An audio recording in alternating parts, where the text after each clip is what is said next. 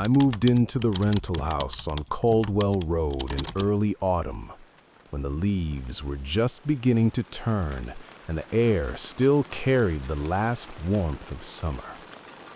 It was a quiet town, the kind with one diner, one pharmacy, and a gas station that closed at 9.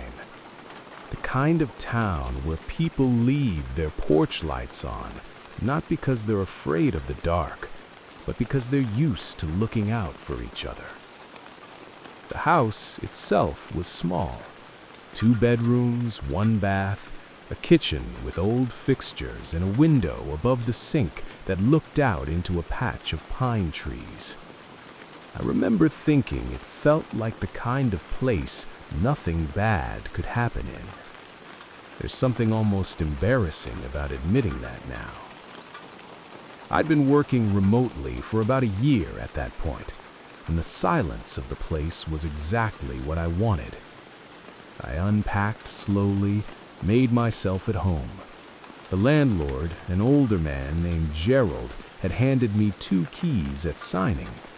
He said the previous tenant had the locks changed himself before moving out, a privacy thing, apparently, and that both copies were accounted for. I didn't think much of it. The first few weeks passed quietly. I settled into a routine: coffee at 7, work by 8, a walk through the pines before dinner.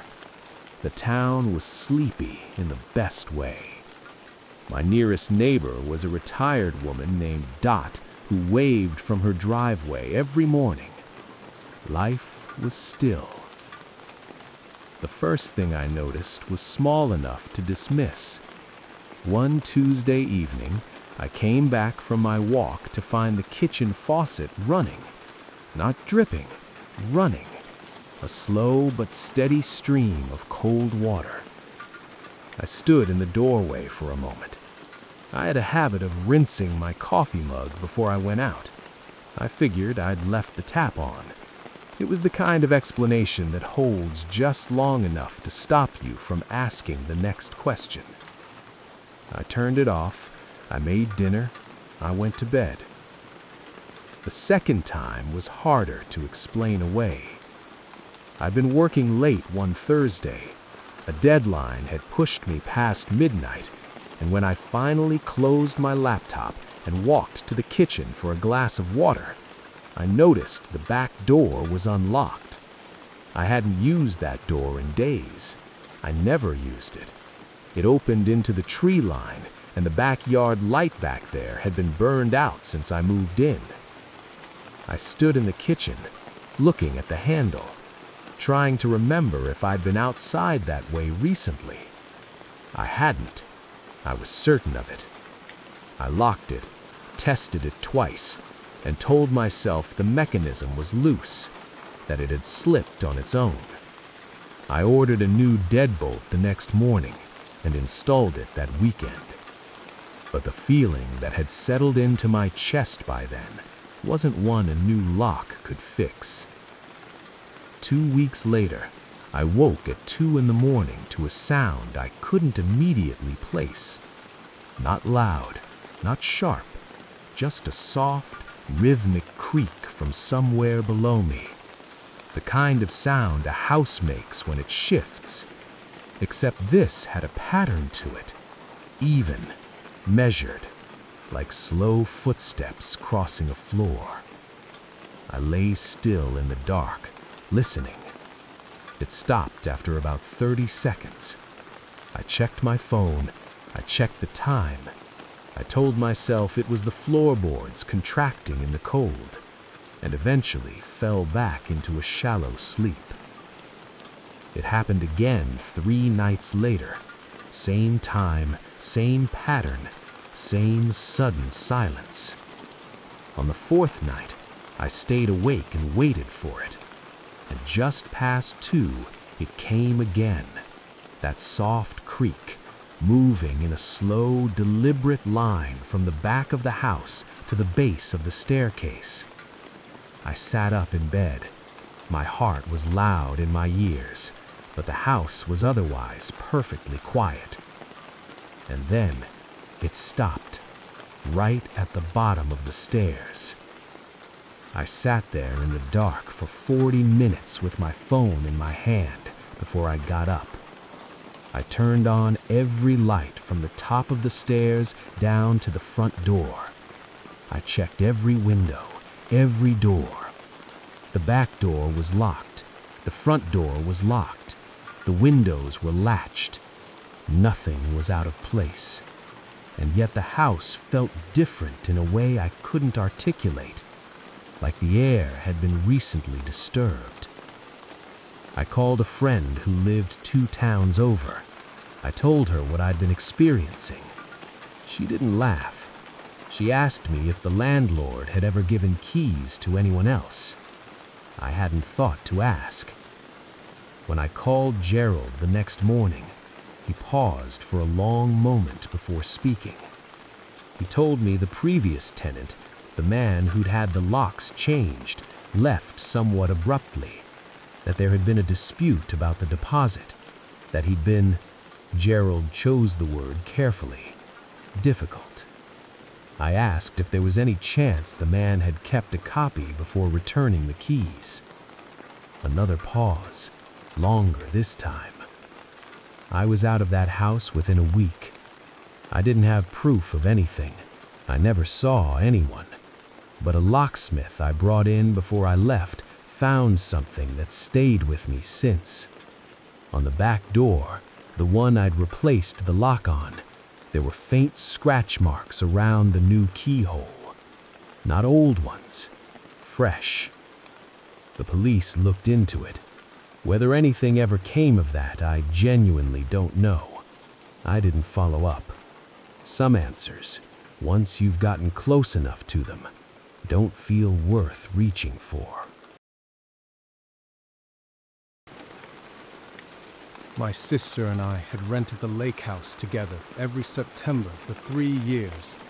It was our tradition, 1 week at the end of summer before the weather shifted, before life picked back up again. The place sat on the far edge of a small lake in a stretch of rural nothing, accessible by a dirt road that took about 20 minutes off the main highway.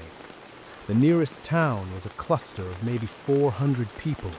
No cell signal unless you drove to the top of the hill by the water tower.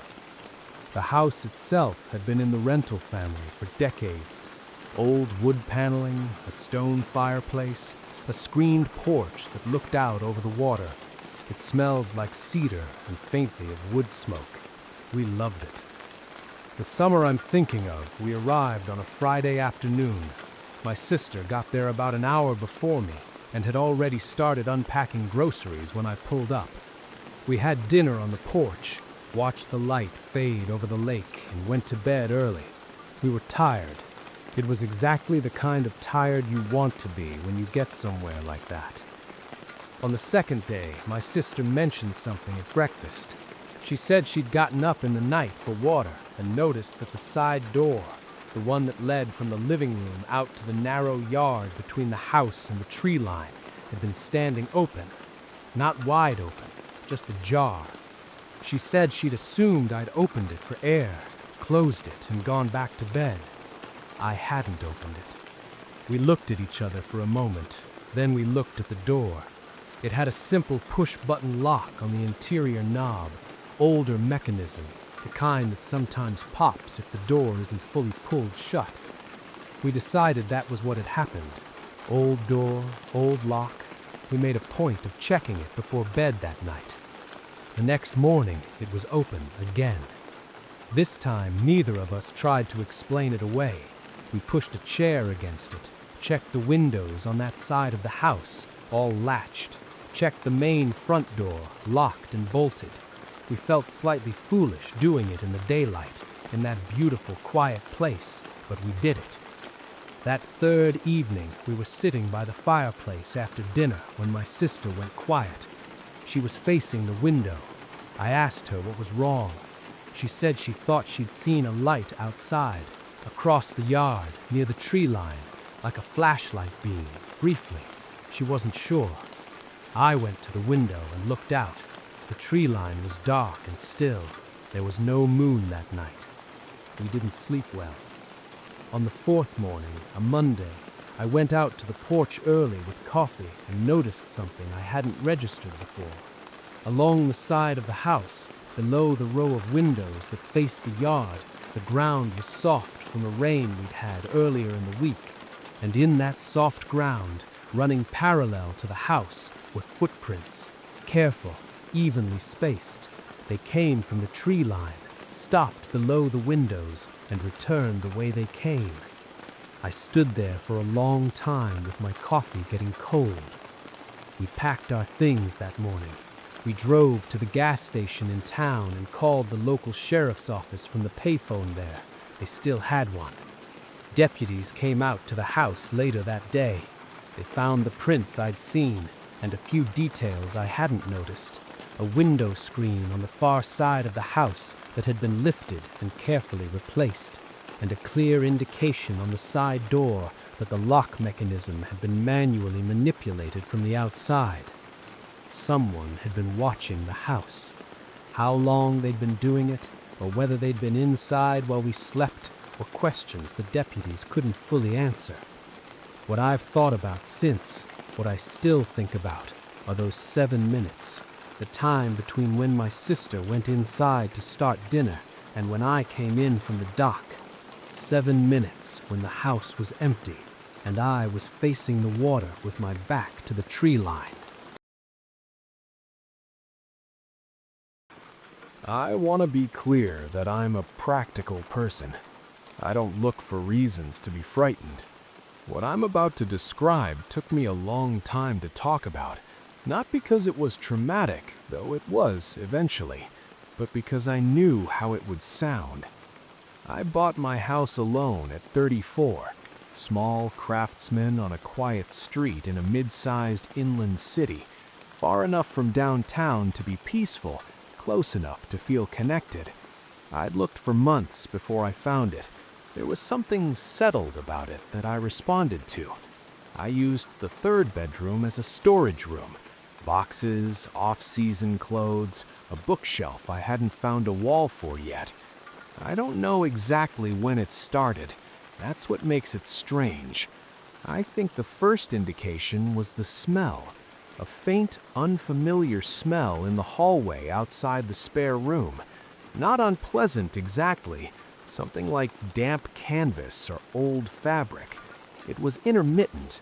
I noticed it on a Saturday morning in early December, then didn't notice it for 2 weeks, then noticed it again. I assumed it was the boxes. Old things can have odd smells. Then, in January, I started sleeping poorly. I'd wake between 1 and 3 in the morning with no particular cause, no sound, no bad dream, just awake, fully, with a strange alertness I couldn't settle from.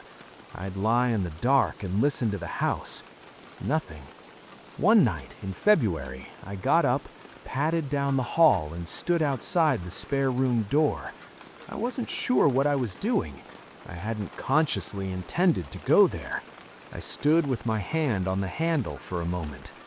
The door was warm. Not the handle, the door itself. Along the middle, where I pressed my palm flat, the wood was warm in a way that a door in a cold house shouldn't be. I opened it.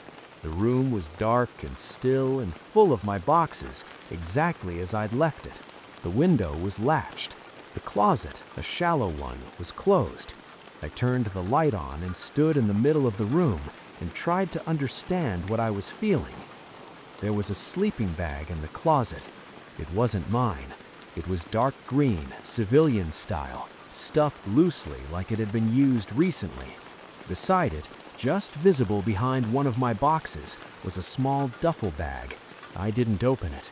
I backed out of the room, closed the door, and called the police from my front porch while I waited outside in the cold. When officers searched the house, they found signs that someone had been living in that room. A small stack of protein bar wrappers pushed behind a box, a water bottle, a phone charger, the cord run carefully under the baseboard to a nearby outlet in the hall. Someone had been occupying that room, using the outlet. sleeping there, and based on the state of things, the officers told me they had been doing so for some time, weeks possibly. I had been home the entire time, working, eating, watching television, living my normal life, and someone had been 20 feet away in the dark on the other side of a closed door. How they got in, how they did it without me noticing, I've never been given a fully satisfying answer.